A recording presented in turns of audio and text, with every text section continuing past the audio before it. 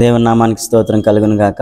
ఇక సాక్ష్యం ఏంటంటే మరి నేను గత నెలలో మరి చాలా హెవీగా సిక్ అయ్యాను. అదేంటంటే మరి నాకు ఎయిర్ బ్లాడర్లో స్టోన్స్ ఉన్నాయని చెప్పి ఉన్నారు. అయితే ఆ రోజున మరి నేను చాలా ఇదయ్యాను. సోమవారం వరకు బాగానే ఉన్నాను. సోమవారం రాత్రి షాప్ పట్టుకొని ఇంటికి వెళ్ళినప్పుడు మంగళవారం తెల్లవారుజామున 3 గంటల నుంచి ఈ పక్కలో నుంచి నొప్పి బాగా ఎక్కువగా వస్తుంది.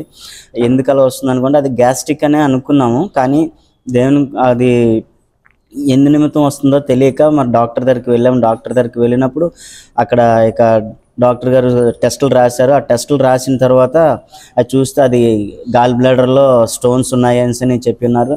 అది ఇమీడియట్గా మీరు ఆపరేషన్ చేయించుకోవాలండి, లేదంటే మీ ప్రాణానికే ప్రమాదం అన్నట్టుగా వాళ్ళు డాక్టర్స్ కూడా చెప్పారు. అయితే ఆ తర్వాత మేము ఈ యొక్క జీసస్ కింగ్డమ్ చర్చ్కి వచ్చిన కాడి నుంచి దైవ సేవకురాలు మా కొరకు, నా కొరకు, మా కుటుంబం కొరకు దినదినము ప్రార్థన చేస్తూ ఉన్నారు. అలాగే సంఘం కూడా మా కొరకు ఎంతో ప్రార్థన చేస్తూ ఉంది. అలాగనే దేవుని కృపను బట్టి ఆ యొక్క ఆపరేషన్ విషయంలో కూడా దేవుడు ఎంతో కృప చేశాడు. మంచిగా ఆపరేషన్ జరగడానికి నేను మరలా స్వస్థత కలిగి ఈ విధంగా నేను సాక్ష్యం ఇవ్వడానికి దేవుడు ఎంతో కృప చేశాడు. అందుని బట్టి దేవాది దేవునికి కృతజ్ఞతాస్తుతులు చెల్లించుకుంటున్నాను.